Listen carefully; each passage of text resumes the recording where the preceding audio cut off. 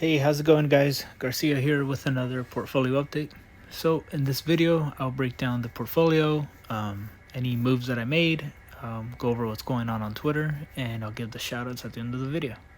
So today we are slightly down to $103,896.18. So it looks like we dipped a little bit after hours as well. All right, so on the small account, we were actually up 0.8% today.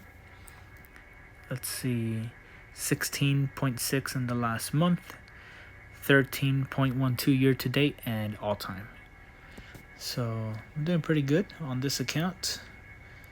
Today, it's the biggest pop was because of TSLA, because of Tesla. So Elon's vote, it passed. So that means that Tesla investors don't have to worry about Elon Musk leaving the company due to not having enough shares or options and control of the company. So that's really good news for investors. And today, because Palantir dipped a little bit, the calls, gave a little bit of a rebate today. So all in all, doing pretty good on the calls. Had they returned, and I'll kind of go over some of the rules that I'm kind of setting. I kind of made a separate post about it today. I'll kind of go over that. Let's go over to the next account. In the Roth IRA, we are actually up 1.08% today. And in the month, up 3.88, 6.6 year to date, and 6.41 all time. So here, same thing, total return on the covered calls on Palantir, we're up 31% on those. So I'm thinking of closing those out pretty soon. The ENVX covered call, we're down 50%. TNA long call, we're down 15%. So we'll check out ENVX. ENVX is still sitting below the 1350, so we have nothing to worry about getting assigned. I'm just now looking at the overall return. I'm just gonna wait till we get close to 70%, and if not, we'll roll eventually. Let's see. And today, let's see the total percent change. Palantir and ENVX are the higher returners at 20 and 22%. BITX down 6.6 total return, and PEGY down 45%. And today's return, it looks like today's winner was TSLA. We have 800 shares here, and we're doing pretty good on this. Pretty excited to have it in the portfolio now again. I actually sold this back in December. It's a good 1 year. I sold it back in December for $14.85. I wonder if I can find the exact point. Somewhere around here. Let's just say $14.73. But yeah, it's right here. I think it was December 18th when I sold. So to be able to buy these shares back, 46% cheaper, it's a blessing. All right. Now let's go to the main account. The main account. Now here's why overall the portfolio was down today. Is because Palantir had kind of a dip today, and we are down 1.7% today. And we are up 13.38 in the past month, 20.73 year to date, and down 4.57 all time. So we're slowly climbing out. We'll be back in the green all time in this account. All right. So you'll notice the buying power has dipped a little bit, and that is because I sold another call, another cash secured put. So I kind of took advantage of the Palantir dip today. Palantir dipped 2% today. So actually overall, not too bad considering Palantir was down 2%. The portfolio was only down 1.7% today. So there's the slight exposure to Tesla and the covered calls that provided a type of, some type of, we'll just say like a kind of like a protection to the downside. Here I sold one more contract, kind of ruining my average credit of 69 cents. I sold this one at 88 cents, I believe. Yeah, 88 cents, so I received $88. Sold it sometime around here. Let's see. yeah, total return, we're doing pretty good on the covered calls. I was this close to closing them out at a 40% profit today. I was hoping to close them out at around 11 o'clock at 22 cents. Had I closed them out at 22 cents, that would have been a 40% return in one day, and I would have been fine with that. I would have closed them out. But, looks like I wasn't able to hang on. Maybe I'll close them tomorrow for a 50% return. Okay. And the poor man's covered call update, we're actually not doing too bad. Considering the pump, I received a credit of $2.10. I was underwater on these. I think Tesla at one point, what was the highest point to hit? 191? Was that it? No, 183. Yeah, I hit 193 sometime last night. So I was getting very close to the strike. And I was underwater on these pretty badly. Almost 100% underwater. And now we're back. We're back almost break even. We're only down 2% on this. And that's why it pays to keep an eye on this, and it pays to know about intrinsic, extrinsic, and the risk of assignment. Understanding those things prevents you from making rash decisions or closing prematurely. Back in the day, like a year ago, 2 years ago, I would have closed this out. I would have panicked. I would have freaked had I seen here. Where are we at right now? How much did I receive? $2.10. Let's see if I can find 210 somewhere. Close enough. 208. I mean, I would have freaked out had I seen, oh my gosh, I'm down 51% or 100% on this play. Tesla's definitely going to moon. Why did I choose 195 as a strike? Tesla's going to go to the moon. It's going to go to 200, 300. I'm just going to close it and cut my losses. I would have bought to close at the absolute worst time and would have seen it all go all the way back to where I should have just held.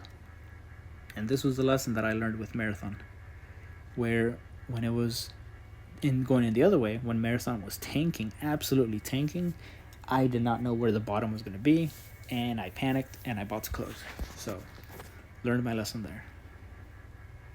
And today's return on the shares, negative 1,800. And here we can see the total return on the poor man's covered call. So subtract the $5 that were down on the covered call to the long call. It's $563. So we're net positive $558 overall. If I wanted to close this out, I would pay $215 to close this, and I would sell to close this at $6,783. So, all in all, doing pretty good on this. Okay. Let's see what's going on Twitter. I posted the updates here. So for those who don't know, likes are now private on Twitter. So now people, whenever they go and they want to search like the likes over here, if I click, like let's say here, Futbucker, commented on my post. If I wanted to see who else besides me liked his post, and I try to click there, I'm clicking on the 2 likes to see who did it, and I can't see who liked his post. So I guess it's more to get people to like things that are controversial and that, to not get canceled or whatever. So I kind of made a joke. Did you know likes are only private because Elon caught backlash for liking this post? So someone went into his account, looked at his likes tab, and saw my post to omit, asking Steve how much this Charizard is worth. And this is the thick Charizard. The infamous thick Charizard. With thick Pokemon, with thick, wait, mind your business. Here we go. Oh, This clip is required viewing for all my new peeps. There's real utility. Narrative for crypto Look pumping into the what Brad price. Garlinghouse has done with all the different financial institutions. There's real utility there. Okay, how much is this worth, Steve? I have no idea. Yo, why is that Charizard so thick? Oh, it's called thick Charizard. I thought this was a legit card, bro. I was like, why is that ass so thick? And then I realized it says thick. I thought you were making fun of Steve. No, I swear to God, I thought this was a legit card. I swear on my life. I thought I wanted Steve's expert. What is this? Okay, that's funny. I will say that. Yeah, you got me on this one, bro. It's even better that you didn't even real know. card. And I was like, why is that ass so fat, bro? No, but seriously, Amit, you look at me. I buy sports cards because I really like the 96 through 2000 Yankees. I think kids and young adults are going to buy narrative for crypto pump. And then Steve, Amit, look at me, trying to get right back on topic. This was last night. I think it was around 10 p.m. This was when Tesla was like around $193. It moved up like $10 in a few minutes. So I posted my $195 covered calls on Tesla right now. Haha, I'm in danger. Let's see. So this morning, and here's what I kind of wanted to talk about a little bit today, is I thought I would share my rules for taking profits on covered calls / cash secured puts. I will buy to close if I get to the following returns. So if it hasn't even been 1 day and I already got 30% or more returns, then I'm just going to buy to close. If I catch it at 30%, I'm closing it right at 30. If I just happen to look and I'm already at 40, 50%, I'm immediately closing. If 1 day has passed or I'm on the second day and I'm at 40% or more, I'm closing. I'm on day 2 to 5 at 50% or more, I'm closing. Anywhere from 5 till the end of the contract, once I hit 70% or more, then I'm closing every time. I'm not going to wait for 80, 90, 95% returns when TJ has said it, really well, is the easiest returns are like the first 30, 40, 50, 70%. That last 30%, like let's say I'm at 70% returns, for me to get that last 30% returns, I need to wait till the very, very end of the contract. And what if it's only been, like, let's look at the example of 50%. If I sold a 45-day contract and on day 5 out of 45, I already got more than half of my return, it doesn't make sense to keep all this money, all these shares tied up for another 40 calendar days just to maybe get another 50%, because it's not even guaranteed. Stocks go up and down all the time. So what if the stock goes in the other direction the next day? Then that 50% return has now dropped back down to 20% or even negative. The stock can completely go the other way and I would have missed out on those returns. So that's my own rules of thumb. You'll develop your own trading strategy that helps you sleep at night. This helps me sleep at night very, very well. And one thing too that I started doing that I think you guys could benefit from is just setting limit orders. I think I talked about it here. Yeah. So another thing I'm starting to do is if I'm going to be busy or I don't want to look at the screen, I'll set limit orders to buy back the options at whatever % profit I want to close them out for. So today was day 1, day 2, meaning that according to my own rule, if I get 40% or more returns, here it is. If I get 40% or more returns in 1 to 2 days, then I want to close it out. So for me, where is it? Since I received $37 each, or 37 cents, if I close them out at 22 cents, that's a 40% profit. So I just set a limit order. I just say, you know what? I'm going to place an order, and if it fills while I'm not looking at the screen, I'm going to be happy about it. I don't care what Palantir does after that. I'll just wait for a better setup. And if it doesn't go through, like let's say like today Palantir dropped down to 23 cents, so it never hit that strike, then that means that tomorrow my rule is I'm going to wait till it goes down to 18 cents. I'm not going to be happy with 40% returns in 3 days. That's just me. But everybody has their own rules.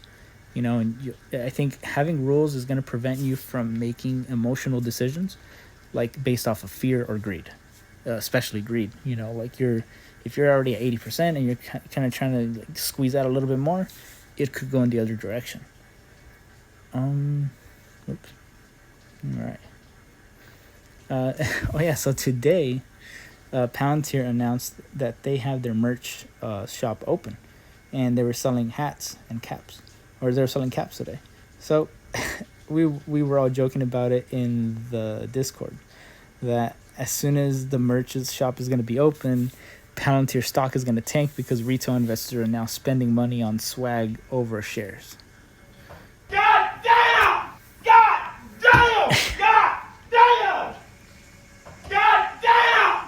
God damn! God damn! Oh, and here I just kind of went on a rampage. I just posted all the PayPal memes that I had because my buddy Cantonese Cat, he tagged me into this PayPal. As Garcia Cap continues to troll PayPal holders, retails are leaving because of Garcia's ridicule. It's consolidating inside the Ichimoku cloud. Probably will take another few weeks before breakout to the cloud. I think to the upside, I own a small position. So here I kind of posted my top hits. So I put, to celebrate $62 a share, here are my greatest PayPal hits. Here's the PayPal texting, I'm having a bad day. When will this bitch have a good day? What's wrong? Here's PayPal. I compare it to a used cigarette. People are trying to find value in a dinosaur that they think it's going to have a turnaround. I say there's better stocks out there. People confused about PayPal being an innovative 0-to-1 company. When you bought into PayPal for a quick flip, but ended up a community member. Stop giving me your toughest battles. I never told you to buy PayPal. 0 days without PayPal dump. And mind you guys, this is just really a bit. I really am not that emotionally invested in it. It's just funny. To me, it's just funny to make fun of PayPal. And you know what? PayPal makes it easy. The stock has been sucking a lot. Here, Dr. Karp talks about Palantirians. And that many people, and I'm also proud that we've dragged and kicked and cajoled and humiliated and that many people in the corporate world to participate. And now there's a tech ecosystem, and we were at the beginning, to use the language of Palantirians, we are the OG. And it's the motherfucking Eagle Double G. Snoop Dogg! I'm also proud that we've dragged and kicked and cajoled and humiliated. Let's see. Oh, yep. I think that's it for today. And that many people in the corporate. All right. So let's go to the shoutouts. Thank you guys for watching the video. Thank you for liking, subscribing, and sharing, leaving any feedback down below. Let me know what you guys think, and I hope you guys have a good one. I'll see you guys tomorrow.